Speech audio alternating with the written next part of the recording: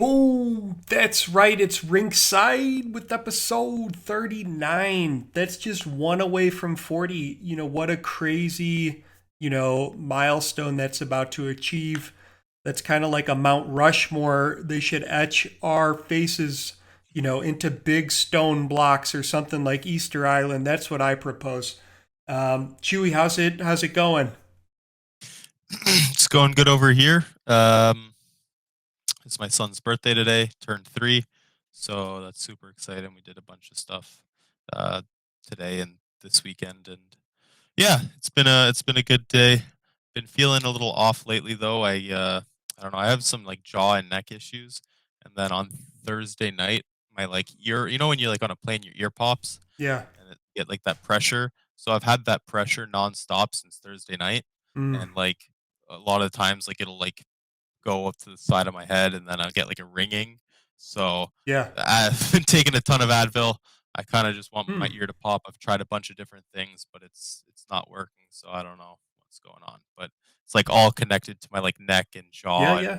Yeah. so Hear me out. Hear me out.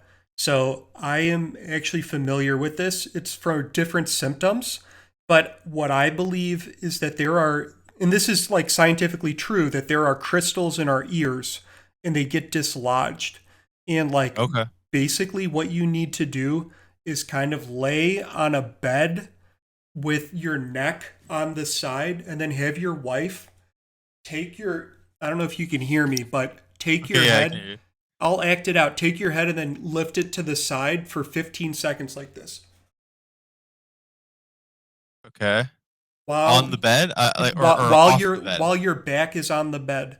So it's like Okay, your head is off of the bed, so it's kind of in freestanding, whereas your rest of your body is like that. And okay, if you it's 15 to 30 seconds. I know it sounds strange, but like I know from experience of having dislodged somebody's like crystal in their ear accidentally to like having fixed it. That's like one of the ways to do it. And what some of the symptoms are like sensitivity to noise, sensitivity to light, headaches, feeling like nauseous, feeling kind of like a feeling of vertigo. I don't know if any of those interesting. like align with you, but just Yeah, not. I wouldn't. I don't know. They don't like. I wouldn't say that I had a lot of those symptoms. It's more just like a pressure in yeah. my head. So I don't. I'll give it a shot tonight. I mean, at this point, I'll do anything to get the pressure to go down. But Yeah. other than that, things are going okay. I want to show off a couple cards this week, though. Um, it's from a new, I guess, case that came out recently called the Allure. So, well, it's not like it's called Upper Deck Allure. The 2021 2022 came out, and like these cards look pretty nice. So this is Carolina Hurricanes cards. It's got like this one's like an orange, this one's like a red, like pixely. So I don't know. These cards just like look pretty sweet. It's like a yellow and orange sunset. See if there's any other colors. That's pretty much it. There's a bunch of other ones I have of other players with these like sweet colors and like Oh yeah. platinum style cards. So those are pretty cool if you like colorful cards. But yeah, other than that, how's everything going with you, man? Yo, man, it's going pretty well out here. Um, the Maccabees are doing really well. Having clinched, and like to be honest, it feels good to at the beginning of the season. Like there was some doubt about Miami, and I think that we've proved people wrong. Getting into the playoffs now. I think it matters. Like you have to like come through and like win the championship or get damn close. But like I'm feeling pretty good. So I built another Lego set. I've got this one. It's the Ambush on Ferrix. It starts off with this little guy. Nothing super impressive, but I like the detail with like the little wire on the bottom. But then it comes with this bad boy. And Oh, that's pretty sweet. oh, check this out. Like it's got the Lamborghini doors. So like you can flip this down and this down and it's kind of like flying in style, and it's got these that move up and down. So it was a sick build.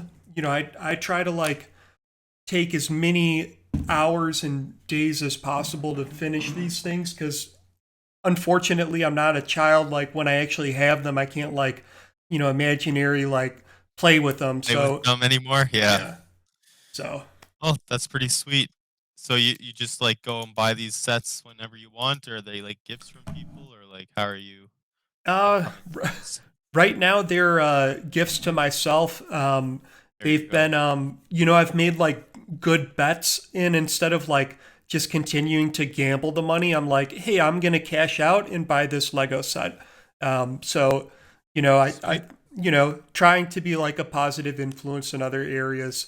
Um, but yeah. So anyways, let's move on over to the standings that we have for and yeah, to the standings. So we're gonna start off with transactions. Oh, I'm sorry, um, transactions. it's it's okay. So we have a couple left servers this week. Unfortunately, Lucky Myths from Norfolk affiliates and the Wellington Farmers, as well as Hunter Jackson from the Berlin Snowhawks. And so as I'm not sure if a lot of you guys know, but after trade deadline, like the week after trade deadline, we don't do forced call ups from force like releases from pros anymore. So if someone misses four progressions or whatever leaves the server, we don't force any team to call up. So, but Redwater had decided to release Blake McTavish for another missed progression, and they Hmm. call up Alex Cage from the Wellington Farmers. Uh, on paper, well, I guess with expansion, looking at it like right away, you're kind of like, oh, why release a player if there's expansion coming up? Like it's a free exposed player. But Redwater's right on the verge of making playoffs. Alex Cage is a big upgrade for them over Blake McTavish, as well as, I mean, he could be an exposure piece that another team might gamble on Alex Cage. So at first, I thought it was not the right call. Now, after looking into it more, it's a pretty smart move by Redwater, and I hope it works out for them. Looking at our signings this week, we have Berlin Snowhawk signing Greg Ward Jr. and Abrick Magic, who's been in the league a few times. He's back again to give it another shot. And from the Wellington Farmers, they signed Fritz Steiner. And at the bottom, you'll see we are filled up on the forwards. So Hiroto Ichiri will sign with a minors team when a forward spot opens up. We do have a couple D spots. I know at least one person will be filling one this upcoming weekend, and hopefully we get a couple more to fill up minors once again. Hmm. Well, what a sign of growth that we have people lining up at the door now to get into certain positions. So I think this pays some justification to the concept of expansion and the ways in which we can encompass a greater group of individuals joining this league and community. So, all right, moving along to conferences, we have Chewie. Yep. So I believe these are live, right? These Yes. standings. Yeah. So these are live after today's games. I quickly went in and put it all just like the box scores so we could have the standings. Any OT stuff might not be accurate just because I didn't actually put the stats. I just inputted the games. But we have a couple more clinches this week. I know last week we talked about Alaska and Las Vegas. This week we have Miami and Copenhagen, both clinching their playoff spots. Uh, right below, we have honestly probably one of the best races ever. We'll start on the Rocket side. Redwater and San Diego both tied right now at 48 points. And out of nowhere, Honolulu with 42 points. They're like 7-3, I think, in their last 10 games. They just mucked Rome 6-1 today. And like they are a game at hand, so Redwater and San Diego will put some distance after tomorrow. But I mean, Honolulu is right in the fight of playoffs, and Tennessee as well had a big win today. They're uh, unlikely to make it as a couple wins from Redwater or San Diego will get them um, above that. But it's really cool just to see that like last season by this time I'm pretty sure everyone clinched, but now we have a pretty good race. Unfortunately, North Bay is done for the season. They've been struggling as of late, but at this point it doesn't really matter because the bottom 4 teams in the standings get a extra protected player. So at this point, you kind of want to be in the bottom 4 if you're already down there. Moving over to the hockey side really quick, Mr. Hockey side, like I said, Miami, Copenhagen both clinched. Florence and Jacksonville both tied with 50 points, but Florence has a game at hand. And we see Turku. Unfortunately, they are quite a few points behind. I believe they lost yesterday, 1-0 versus Honolulu. They really need to win this. I mean, they need to win out the rest of the season really to have a chance because they're falling very far behind. Like Honolulu, Norfolk has been doing pretty good lately as well. I don't think they'll have a fighting chance, but like they're competitive this season, so that's awesome to see. Rome and Boston pretty much done for the season, so you'll see them having an extra protection spot. So really quick, while we have the standings up, we won't go too much into the divisional stuff. I will go through it quick actually, but I wanted to talk about a couple games to watch this week. On Thursday, we have Jacksonville and Turku going up against each other. That's the last game of the night. Turku honestly needs that win. If they lose, I think they're pretty much done. Mathematically, they could still clinch. They could still get into the playoffs, but a loss like that would just put way too much distance. And the first game on Thursday as well, Redwater and San Diego. So that game right there is pretty much gonna start putting some distance between those two teams fighting for the last playoff spot. So it's really awesome to see that Thursday is going to be a very interesting for these teams. And then of course next week we have all the divisional games, so all those are very important. But looking here, Miami, they are leading the division right now. Copenhagen's leading their division right now. Alaska is leading theirs with Las Vegas not too far behind. And then Albuquerque is leading theirs with Redwater not too far behind. All the division spots are still up for grabs. So we'll leave it at that. Well, what a great coverage of a great time in competitive simulated hockey. Or in the minors, we have Tokyo once again in first place with 42 points. But look at that, they're tied now with Sydney only on a goal differential that's, well, quite a big size, an 11-point gap between Tokyo and Sydney. But wow, tied up at the top. And then we've got Warsaw with 41, 1 point behind. And then it's 32 to Iceland, and then 31 to Berlin, 31 to Malmo. So really any of those teams are in contention, even Wellington with 27, hypothetically.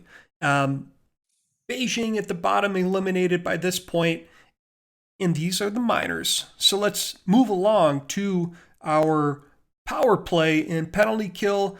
Here's the stats for the week. You can see, once again, not many major changes, except for Norfolk going from 14th to 10th this week. It's about the little things in life.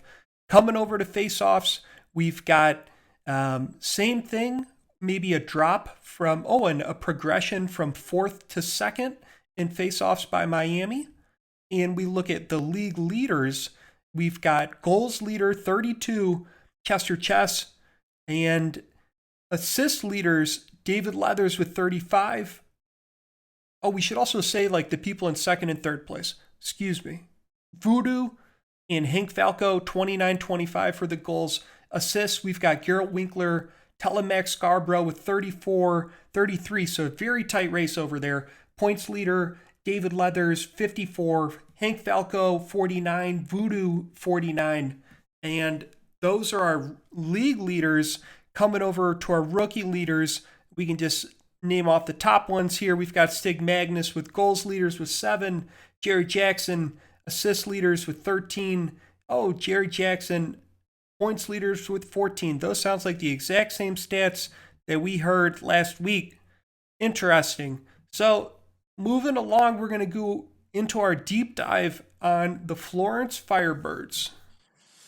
All right, so Florence, we'll go through this real quick. I'll talk about where they started. We all know that Florence has been one of those teams that's been buying players through free agency through the past couple seasons. Obviously, they started rough at the beginning, but now they are pretty much at a point where they'll make playoffs for the first time ever. So hopefully they do that for them. For Turku and Jacksonville, I guess I hope they want Florence not to do it. Big number right here. Mike Twinscrew, 99 overall goalie for the team, 6'4", 209. Signed till season 8, so that's their long-term goalie probably. I don't think they can physically upgrade it anymore. In terms of the rest of the team and expansion, I think Florence might be going through some, well, I mean, I think this season is do or die for them because I think they'll be giving up a lot. They have about 8 players, I believe, who are pending free agents, and as well with the expansion and the cap, they are well over the cap, and they'll be need to be making some cuts. Um, they have just way too many high cap players at this point, and it's going to be tough for Squibs because he just brought in a bunch of people from Florida and Miami last season in players like Lopez, Moon, McChuckles as well. And yeah, with all these guys they need to sign, they'll either need to lose some of these big names or not sign them.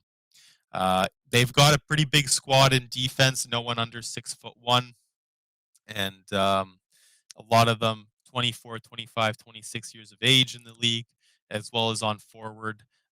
They've kind of got a good mix. Not really anyone massive. Squibbles Kachuk is the biggest guy at 6'4", so I think the biggest spot, which Potty will talk about, is the hits department. We'll see where they're at. Based off what I'm looking at, they may be pretty low on that list or mid area, and I think they'd be getting bounced around on the puck too much in a team that may rely too much on Twin Screw for wins. Um, but let's take it to Potty to see what the numbers say about all this. And what a great perspective, Chewie. It's like you're forecasting the future over here. In the hits department, Florence weighs in at 10th. They put up 575 hits this season. Compare that to the max of Las Vegas with 736. So that's why they're in 10th place. Anyways, when it comes back to the stats, we've got some interesting ones. So Alexa Sveshnikov has put up the most hits amongst defensemen with 121 this season. But amongst forwards, Trevor Lopez has put up an impressive 51 hits this season, as well as 8 goals and 21 assists for 29 total points. He also boasts a 64.1% face-off rating, and he's had, I think, like 99 attempts or something. So I don't know. I'm just saying that's pretty impressive to like pull out. Leading the team in points, though, is Nolan Nordstrom with 39 this season. He ranks 6th in goals amongst league leaders. And surprisingly, of all the players on the Firebirds, it's right D. Abram Gaunt is second in the entire league with time on ice with 1,061 minutes. But get this, Abram has put up only 11 points this season, which is third lowest amongst the defensemen on the team, and only 25 hits this season, which is also lowest amongst all defensemen on the team. So just a point of clarity on performance and the potential of opportunity. When it comes Yeah, to and Mhm. actually, well, just an interesting point. He's also only a +4, which would be the lowest plus minus on his defense. So Wow. maybe overplaying. Just a observation. Maybe Yeah. overplaying Gaunt, uh, which is causing them, I don't know, some negative aspects to it. But who knows? Yeah. And Squibs, if you're interested in the Rinkside consulting services, we can extend an offer because it is a growing business line. But let's just take another quick interest here. You're doing really well in face-offs. You're 53.9%. That's third highest. And when it comes to special teams, coming in at 10th with a 12th ranked power play and a 9th ranked penalty kill. So let's pull up our next team. We've got Turku. Yeah, so this well, next team we got Turku Finns, the team that we mentioned that are playing for their playoff lives at this point. Looking at the team again, just another team that has a ton of pending free agents. They're going to be way over the cap next season. So there's going to be a lot of cuts made, I think, with the Finns. And I know from Escola's just mentioning it, a lot of this team's built on friends. So I know they're going to try to keep a lot of certain people, and unfortunately, a couple groups may have to go. Looking at the numbers, they have 9 players pending free agency, and a lot of them over 90 overall. We got Jake Anderson 90, Aaron Kozak 98, Bobby Turku 94, Schvetz, who's Escola's wife, so I don't think he'll be letting her go, or else he'll be in the doghouse at 91, and William Heaney 91 as well. So just a whole ton of cap sitting right there, as well as Josh Young, who's made it. I don't know if he's made it fully public or what, but there may be some changes with Josh Young this offseason if he comes back to the league or not. So if they end up losing him, that's going to be a big loss in the back end, but that's a lot of cap saved as well. So they can definitely go into the draft and like pick up a goalie from the future or somehow try to sign one in free agency. I don't know how they're going to afford a high cap goalie though in free agency unless they kind of blow up their decor or their depth. So it's going to be an interesting to see what Turku Finns do if they rebuild or if they try to push for playoffs again. There's expanded playoffs next season, so it's very possible that they do that. Looking at the sizing of their team, they've got a pretty decent size back end. Victor Hellstrom, 6'5", a bunch of other defense around 6'2", 6'3", with William Heaney being their smallest one. He's an offensive defender though, so may not mean much. You just may not rely on him at all on the defensive side. Might be a liability in his own zone um, during penalty kills and stuff. On forward, kind of a mix again. A lot of small guys under 6 foot, a couple guys hovering around 6'1", and then they've got the one big boy on the team, Corbin Demers. I think one thing that Turku's been lacking is the size on their team. They don't really have any of like other than Corbin Demers, they really have no defensive style forwards, which I don't know. Maybe that's why they're getting scored on a lot. You see a lot of other teams with at least 3 or 4 power forward, enforcer, grinder, two-way forward types. While Turku only has 2, and they don't even have a defensive defender. Actually, I didn't even notice that. So they only have an enforcer. This team's very built on skill, scoring, and as we can see from a lot of teams like Jacksonville and Turku, the high scoring, high flying teams this season in NHL 23 just doesn't work too well. You're seeing a lot of the bigger teams coming up on top with the hits, especially, and just being able to like bully the other teams in the offensive and defensive zone. So let's take it to Potty with the numbers on these shark fin Turku. Sharks I don't in the know. water, and Yeah. let's see how often they strike. A little bit higher than Florence. They come in at 8th in terms of hits with 634. So keep in mind, Las Vegas 736. That's only 100 away. So maybe just a little bit greater performance. But when it comes to the stats, we got some good ones here. All right, so Aaron Kozak leads the team in hits with 153 this season. That's second across the entire league.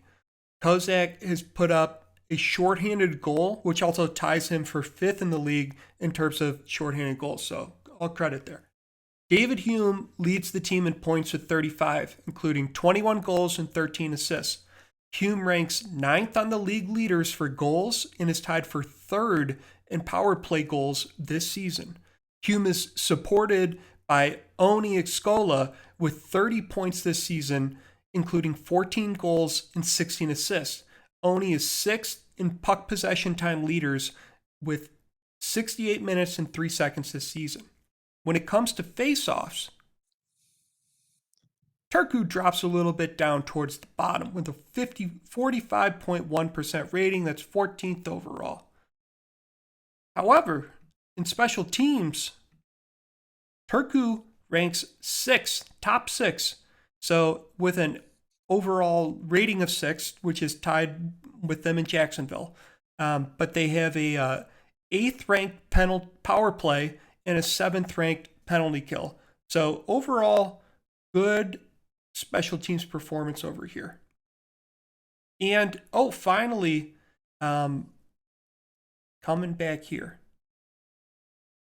Josh Young is 4th in the league with saves, totaling 895 this season. Young ranks 3rd in shutouts with 5 and 8th in goals against average with 2.66. And listen, when I wrote this program, I forgot to do twin screw. So I'm going to go back and do this real quick. So for Florence, twin screw has put up an impressive .892 save percentage this year. That's 7th in the league and is 1st in shutouts with 8 this season. His goals against average is 2.15, which is 4th in the league. So either way, great to compare those teams. And now we're going to move along to the plays of the week. MacArthur's moving the puck through his own zone. Kind of lost control for a second there, but regains possession. Here's a chance to set up now. Miami's got the puck along the wall. Wrist shot from the slot. Scores! That's back-to-back, Ray. Well, the feed to Ware. Oh, that just goes wide. You don't get the puck dead center. Score! The puck dead center. Scores! And He's in good position to make an excellent save. Hack Daddy's gonna play it against the half wall. Here he is on the backhand wall. Here he is on the backhand. Scores! That's 3 unanswered. They got one and it seemed like the moment. Turku's won the faceoff. Looks to set up at the point now. Oh, he goes between the legs. Oh, he goes between the legs. Scores! I don't know if this. Wow. Unbelievable play.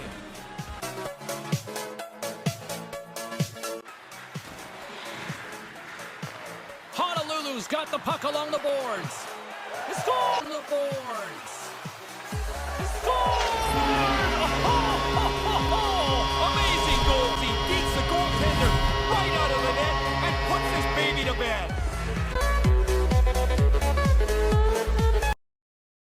Wow, lots of skill this week on Team of the Week, eh? Oh, absolutely. You know, I was like, when I saw number 2, I was like, there's no way anything can be better than this. And then I just saw like the dirtiness of Skittles. I think it's a one-handed tuck. I don't know, but it looked so stanky dirty, like he was stirring a stew of garbage. Like, ooh, I don't know. But anyways, yeah, so moving along, I'm going to transition over to our interview with Sunsteel. And hey, we're here with Sunsteel. Sunsteel, welcome to Rinkside. How you doing today? Good. Yourself? Hey, doing excellent. You know, the weather's pretty nice. Out here in the U.S., weather's pretty nice for you as well, up north? Beautiful. Beautiful. Excellent. That's great to hear. Well, it's a pleasure to have you on. And for those who don't know, you are the owner of the North Bay Mallards and also the player Fletcher Reed on the team. Is that correct? That's correct. Yep. Oh, excellent. Well, yeah, honor to have you on. So let's talk about North Bay. North Bay is a bit of a recent thing, right? You used to be the Boston War Unicorns. Yeah. Yes. We were Boston for one season, I believe. And then I ended up their not GM owner wanted to step down, Eric Newton, and I ended up being offered to take over. And then so we were Boston for 2 seasons, because once before I was there, and then we were there for 1 season, and then I was able to switch it to North Bay. Okay. So do you so the whole decision to kind of change to North Bay was kind of you now had like ownership of the team and kind of wanted to adjust some things? Or was there a different? Pretty much. Yeah.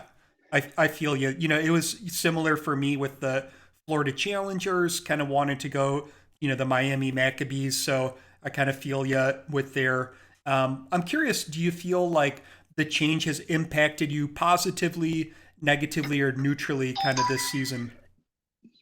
I'd say mostly neutral. Obviously, some players on and off my team preferred the old hot pink jerseys. Other people thought they were terrible. So it was a bit of a mixed bag there. Some people thought the old way with the old jerseys were better. Some thought the color change was an improvement. But overall, I'd say it was neutral. I like the name change to the North Bay Mallards. I think it's I had to look up like I was pretty sure a mallard was like a duck, but I had to look into like exactly what it was. But it's got character and it's like pretty authentic. So I commend you for making that change. Although the War Unicorns was definitely a unique name, I like what you've come up with. Yeah, I was very tempted to stick with the War Unicorns part and just adjust it, but felt like if I was going to change it, I might as well full out change it. Oh yeah. Well, so let's talk about like changing things. So I know that you along with myself, Scurvy Dog, Cam, Doug, Oni, Triple H, CGQ, we all are like owners and also the head coaches of our team. And I'm kind of curious, like what comes with coaching is changing strategies, lines, things of that nature. And I'm curious, like with the change from NHL 22 to NHL 23, what do you think has been the largest challenge you've had with kind of owning and kind of coaching a team? Well, one thing I can say is we had in 22, there was a strat we used for a good chunk of the season that we did decent with. And I think we won one game with it this season. Oh. It did not work at all. So I like most of the things are the same, but there's those little extra differences they added. Yeah. Certainly made an impact. Yes. So some strategies did not kind of translate into the next kind of generation of the game. Were there other things that you found kind of consistent that kind of remained between the 22 and 23? Some parts, yeah, like how like the setting for how aggressive or passive the overall team is. That one was kind of similar. But more the ones like the individual line strategies definitely made a difference. Oh yeah, yeah. It adds a very a big level of complexity to balancing the whole thing, and it certainly opens up a lot of opportunities to changing things. But let's talk about like success. So I'm curious, how do you measure success on the ice as an owner, as a coach, as a leader? Well, there's the obvious on the stats and standings sheet, because that's the easiest thing to quantify, right? The numbers right there, black and white. But at the same time, there's also factors of the game that don't show up there necessarily, right? Like say a defenseman might not get a lot of goals, maybe doesn't get hits, but he might have hundreds of takeaways and steals, but those aren't in the stat sheet, right? Yeah. So there's things like that to watch for, or might show passing percentage, for example, but it won't necessarily tell you how good those passes were. Oh. Was it a pass 2 feet away, or are they passing from a guy that went like coast to coast with the pass, right? Mm-hmm.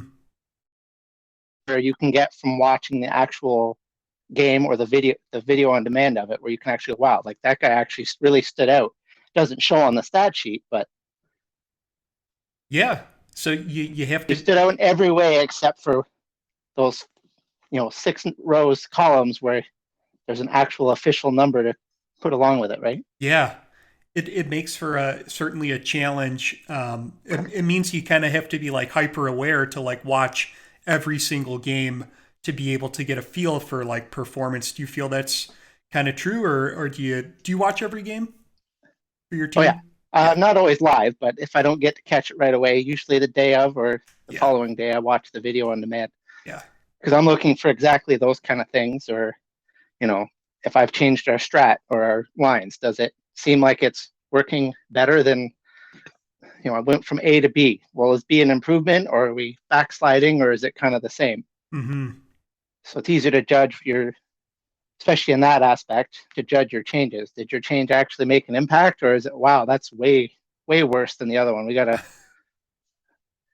Yeah. Bring that back. Let's start over. Like Yeah. back to the drawing board. That definitely didn't fly. Which So I can say we did have a couple times this season where we tried something and it just didn't fit. So just didn't fit.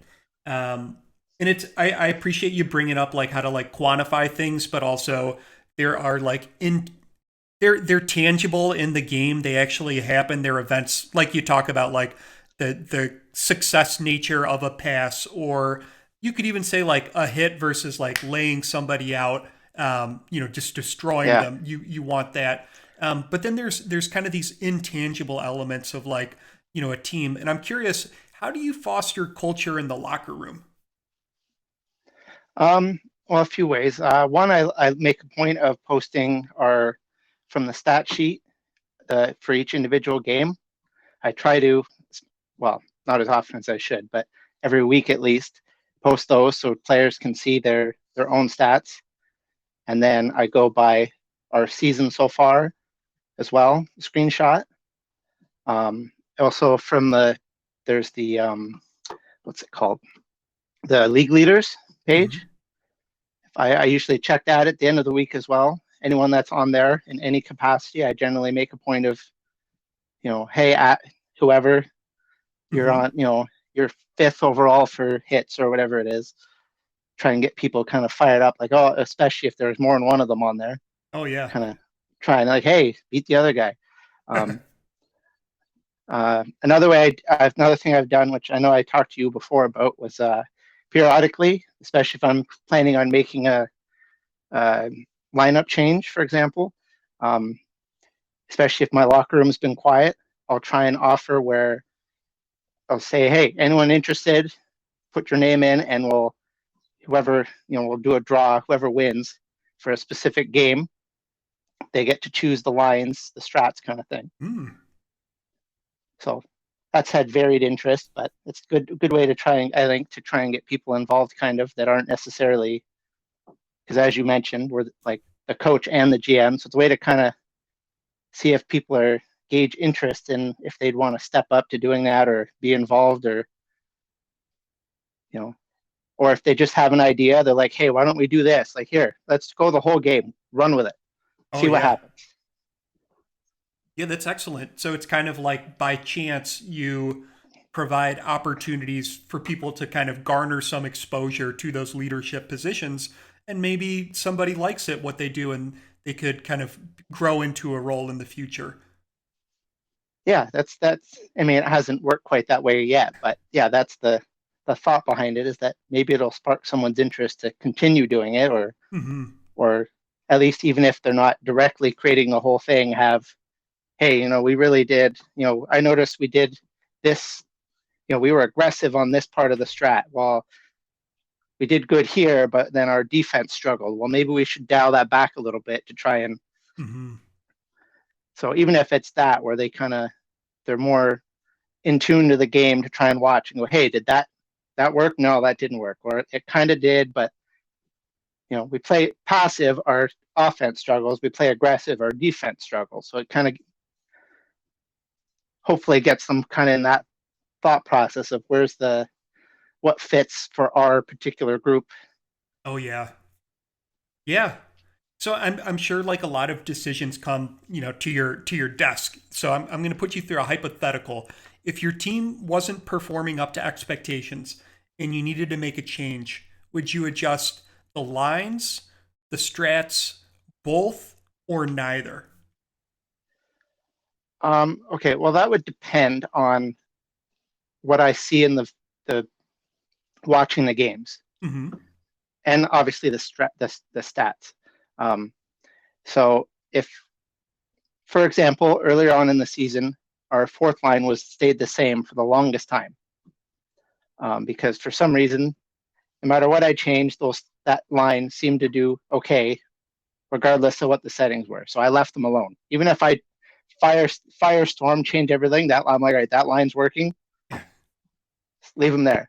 This line, these two are sort of working well, I'll leave them together and move someone else. Or, if strats wise, if it seems like the lines are okay, but as I mentioned, say, for example, if we're playing, we have a very passive defensive strategy. We might not be very good on shots, which is something we have done this season. So it might be more beneficial to boost that up to be more offensive minded to try and get some shots going. Because obviously you don't put the puck on the net, you don't put them in. Yeah, that is true. Okay, so I guess it's kind of dependent, but you weigh a lot of different options and kind of make the adjustments. But then there are certain things that kind of stay the same, like the fourth line you mentioned. Sometimes things just work out regardless of change. So speaking of change, if you could change one thing about the league, and this is all respect, no prejudice towards the existing rules and governance, what would that one change be? It's something I suggested a couple seasons ago, but I don't know if it's really, I know it's not really feasible, but as the current setting, but would be to possibly have a certain amount of two-way contracts. Okay. For example, like if you have, say, rookies on your pro team, you have to call someone up. You can have them as a two-way contract, and say your farm team players are also a two-way. So you could go there, they can stay up for so many games, and you can kind of interchange them. So you have players that can kind of play, you have 6 players that can play up to, say, 8 games in the pros, and then they have to be sent. So you can kind of, if you're in a position where someone leaves and you have to call up a minor player, it gives you, obviously there'd have to be more of a structure to it, but I think that's really interesting. something I thought could be interesting to make if you have like that under a certain overall that you were able to kind of like what the current NHL does. 2-way, oh, we'll call you up, you play 3 games, no, it's not working, we're going to send you down and call up the next guy. Yeah. I like but that. Then have a limit to it where you have a certain, all right, you played your X amount of games. Now you can't, now you got to stay down, or they have to keep you up full time kind of thing. Mm-hmm. But again, behind the scenes, that makes a whole lot of steps and checks and balances and stuff, right? Yeah. To measure that and like enforce, to like track it and make sure no one's like scamming the system somehow or anything. It's a lot more for like the streamers too. Like there'd be a lot more back end set up for it. So I understand it's kind of like a bit of a when you for the league runners, but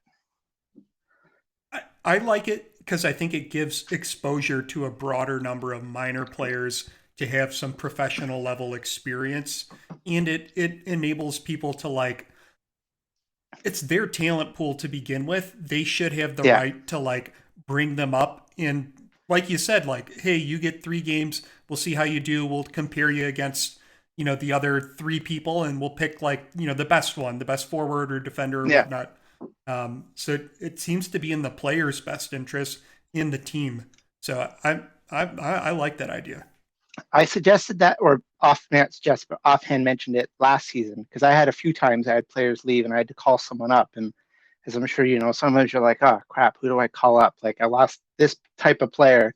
I've got this, I lost a sniper, but I've got a playmaker and a grinder. Well, you're like, what fits? So if you had that, you could kind of, I'll try this, try that. All right, this guy fits better. Oh yeah. But both guys still got a shot, even though it's like a PTO kind of, right? Yeah, absolutely. That's great. I think we should totally revisit that. You've got my vote as a team owner. I'd support this. Okay, so based on your performance this season, what is one thing that you won't change in your organization next season? I'd have to say our defense.